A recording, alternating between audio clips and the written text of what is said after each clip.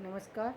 आज का motivational video है। जिस तरह से वर्किंग आवर्स में आप बाहर की सभी चीज़ों को एक तरफ कर देते हैं और अपने काम पर फोकस्ड हो जाते हैं, ठीक उसी तरीके से आपको अपनी लाइफ में भी या जब भी आप किसी काम से जुड़े हों या काम से ना जुड़े हों, लेकिन जब आप किसी काम से लगे हों तो आप उस काम का ध्यान दें। बाकी सारी चीज़ों को, चाहे वो घर में होने वाली कोई परिस्थिति हो या फिर समाज में होने वाली कोई परिस्थिति हो, आप उनको बिल्कुल एक तरफ कर दें। इससे दो चीज़ें होंगी। एक तो ये होगा कि आपका माइंड फ्रेश होगा।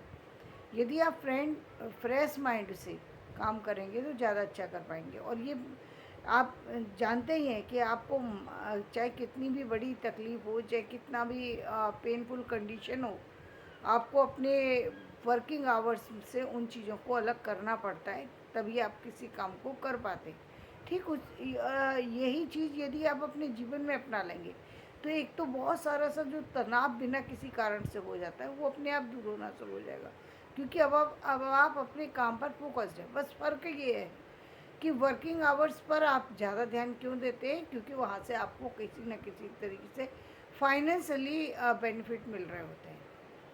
फाइनेंशियली बेनिफिट मिल रहे होते हैं, आप इसलिए करते हैं। लेकिन आप सोचिए, केवल आप फाइनेंस के लिए इतना इतना चीज़ों को नज़रअंदाज कर सकते हैं, यानी इसका मतलब किसी भी सिचुएशन पर आप काबू तो पा सकते हैं। ऐसा नहीं कहा जा सकता कि आप किसी वर्स्ट कंडीशन पर आप काबू नहीं पा सकते, काबू पा सकते हैं। ये बात आप शो होती है, लेकिन आप उस समय इन चीज़ों को नहीं हटा पाते जब आप घर पर होते या आप कहीं अन्य जगह पर जाते हैं या कोई समस्या आती है, तो आप उसका उसका जो उस समय जो रिएक्शन देते हैं वो इमीडिएट समस्या का रिएक्शन आपका उस तरह से होता है कि जिस तरीके से समस्या आ रही होती है।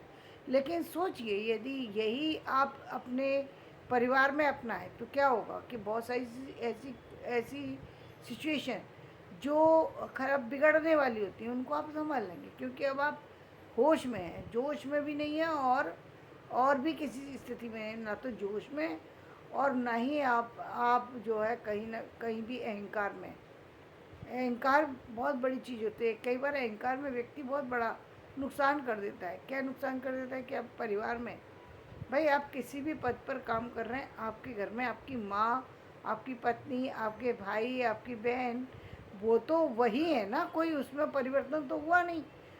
उन लोगों की अपेक्षाएं तो आपसे वही हैं जो हमेशा होती है और होनी भी चाहिए। यदि वहाँ भी आपको ऑफिशियल डेकोरम को रखना पड़ेगा तो फिर आप ही को कष्ट होगा, क्योंकि अब वो भी उसी तरीके से देखेंगे, आप भी व्यक्ति को घर में आके सुकून नहीं फील होगा।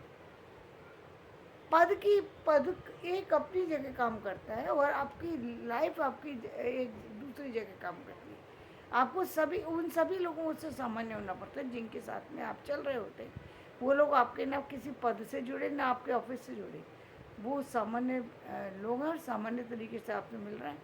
सामान्य तरीके से आप उनसे व्यवहार कीजिए। आप किसी भी तरीके से आप उनसे व्यवहार नहीं कर सकते। तो आप पहली बात ये हुई कि आप उस कंडीशन से जिसके कारण से आप बिखर जाते हैं, कोई बात हुई और आपके अकॉर्डिंग नहीं हुई। मान लीजिए आप घर के अंदर हैं और आपने किसी चीज़ की डिमांड की और वो डिमांड कंप्लीट नहीं हुई, बस आप बिखर गए। ऐसा कैसे हो सकता है? मैंने ये बात कही थी और मेरी ये बात क्यों नहीं मानी गई? क्यों नहीं मानी गई कि इस परिणाम स्वरूप घर में तरह तरह की जो है बैलेंस सिचुएशन कई बार हो जाती है। कई बार ऐसी स्थिति आ जाती है जब लोगों के परिवार टूट जाते हैं। कई बार बाहर वाले लोग इस चीज़ का फ़ायदा उठा लेते हैं, क्योंकि उनको मालूम है सामने वाले को भड़का करके कुछ भी किया जा सकता है। आप होश में तो है ही नहीं, तो आपको तो कुछ भी कह सकता है सामने वाला और आपकी बनी बनाई एक अच्छी फैमिली डिस्टर्ब हो सकती है। आपका जो पीसफुल माइंड था जिसमें आप कुछ नया कर सकते थे, कुछ नया सोच सकते थे, कुछ नए बदलाव ला सकते थे, कुछ और नहीं है तो कुछ पढ़ सकते थे, और नहीं है तो कुछ देख सकते थे, लेकिन आपने वो सारी चीज़ें छोड़ करके और अपने आप को तनाव में डाला। मतलब आपने सबसे पहले अपनी हेल्थ का नुकसान किया, अपनी वेल्थ का नुकसान किया, अपनी फैमिली का नुकसान किया, अपने चारों तरफ के वातावरण को किसी न किसी तरीके से दूषित कर दिया, खराब कर दिया। अब आप परेशान हैं कि मेरी गृह की समस्या है, अब मेरी आपकी इसकी समस्या और उसकी, ये इसकी उसकी बाद में होगी, पहले आपकी समस्या थी, आपने बनाई, आपने पैदा की ना वो सिचुएशन जो घर में इतनी ख़राब हो गई कि अब आपकी पत्नी आपसे बात नहीं करना चाहती है। पत्नी तो अपने हिसाब से चल रही है, वो तो कभी वर्किंग आवर्स उसने देखे नहीं, उसको पता नहीं, उसको इग्नोर करना नहीं आता चीज़ों को। आप वर्किंग आवर्स को मैं जानते हैं कि इग्नोर कैसे किया जाता है चीज़ों को, क्योंकि आप सालों साल से काम कर रहे हैं या आप पहले दिन भी काम कर रहे हैं। आपको पता है कि काम पर यदि आपने लापरवाही की तो और किस जब तक अधिकारियों की नज़र ना पड़े या किसी की नज़र ना पड़े तब तक आप बच भी सकते हैं। कई बार व्यक्ति जो है वो फिर वो बहुत धौंस दिखा करके भी अपने काम निकलवा लेता है, ये लेकिन ये अच्छी बात नहीं है। अच्छी बात तो ये है कि आप आराम से अपने कामों को करते रहें। तो उसके लिए आपको चीज़ों को हटाना पड़ता है, जो भी आपके आसपास चीज़ें जो भी आपके माइंड में हैं उन सब चीज़ों को हटा करके अपने काम को करना पड़ता है। बहुत सारे आपके अधिकारी हैं, आपने तो कह दिया कि ये काम होना चाहिए, लेकिन काम नहीं किया सामने वाले ने, अब आप क्या करेंगे?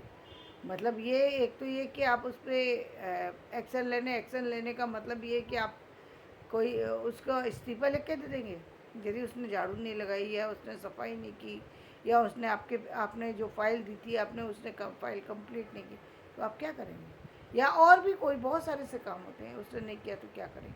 ये नहीं, इसका मतलब आप वहाँ पर अपने आप को रिलैक्स करते हैं, तब आप काम कर पाते हैं। वो वही माइंडसेट आपका घर पर भी होना चाहिए। आपको कोई भी बात यदि आपकी इच्छा के अकॉर्डिंग हो गई तो बहुत अच्छी बात है, लेकिन आप जब आप रिजेक्शन को झेलना सीख जाते हैं, मानना सीख जाते, चीज़ों को समझना सीख जाते हैं, तो आपके लिए कोई बड़ी बात नहीं है, बड़ी से बड़ी बात होती है और आप आसानी से उसको आसानी से उस पर एक्शन ले सकते हैं, उसको परिस्थिति को बदल सकते हैं, अपनी सामर्थ्य को बदल सकते हैं, अपनी शक्तियों को बदल सकते हैं, अपनी ऊर्जा को बदल सकते हैं। आप उन्हें बैंकर से बैंकर बीमारी को ख़त्म कर सकते हैं, क्योंकि यहीं से शुरुआत होती है। जब आपने स्ट्रेस लेना शुरू किया, पहले पैसा बर्बाद होता है, फिर आपकी हेल्थ बर्बाद होती है, फिर धीरे धीरे और चीज़ें बर्बाद होना शुरू हो जाती हैं। मतलब अब जो चीज़ आपकी सारी चीज़ें अच्छी हो सकती थी, वो सारी चीज़ें अब कहीं ना कहीं ख़राब होना शुरू हो जाती हैं। एक बार फैमिली ख़राब हुई, एक बार चीज़ें उसको संभालने में सालों साल निकल जाएंगे। आपकी वो चीज़ें, वो स्थितियाँ, परिस्थितियाँ उसके बावजूद भी यदि किसी तरीके से काबू आ जाए तो बहुत बड़ी बात है। कई बार तो काबू नहीं आती, पूरी ज़िंदगी निकल जाती है। आप कितना भी प्रयास कर लीजिए, अब वो चीज़ें परिस्थिति में नहीं आ सकती, अब वो काबू में नहीं आ सकती। आपने जो शब्द किसी को बोल दिए वो शब्द उसके दिल पे लगेंगे। कह दो तो वो व्यक्ति इस जन्म में आपके उन शब्दों को भुला दे, और कह दो तो कई जन्मों तक उसी शब्द को लेकर चल रहा है। आप कह रहे हैं कि जन्म तो ख़त्म हो जाता है, व्यक्ति तो चला गया, व्यक्ति चला गया ना।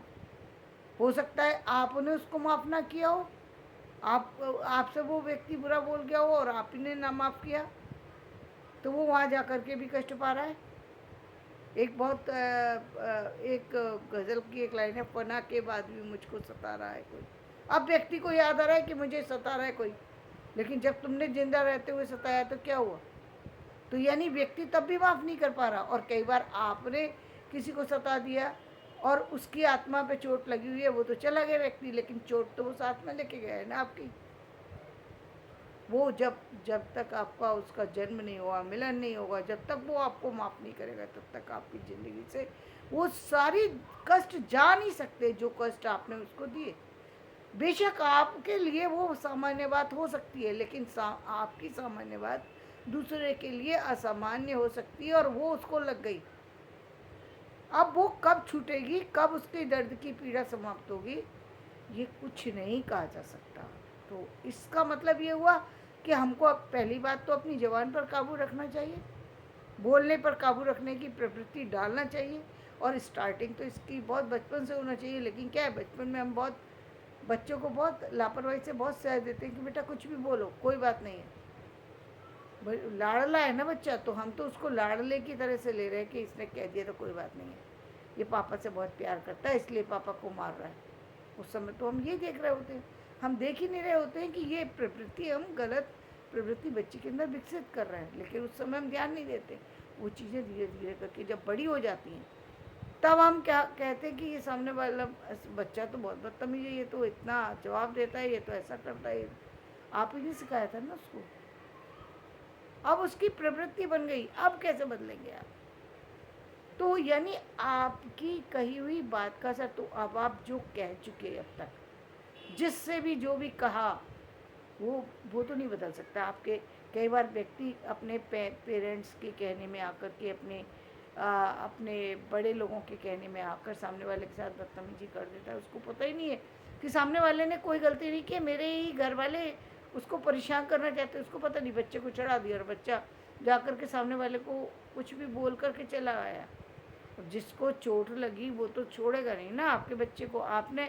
आपने तो बिना किसी कारण के उसके मज़े लिए थे, ये मज़ा सज़ा बन गई, ये सज़ा बन गई। अब आपकी पीढ़ी दर पीढ़ी उसको भोगने पर बाध्य है अब आप, और वो भी बिना कारण पैदा की हुई सिचुएशन।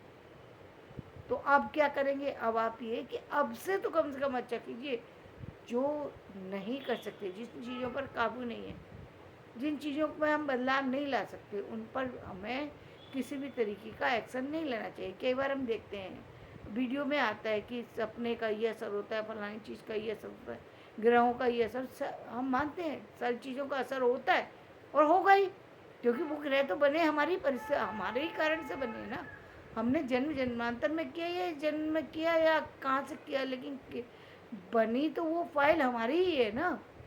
हमारी फाइल तो हमारे ही साथ चलेगी, किसी दूसरे के साथ तो व्यक्ति जगह बदल देता है, लेकिन जो कर्म है वो कैसे बदलेगा?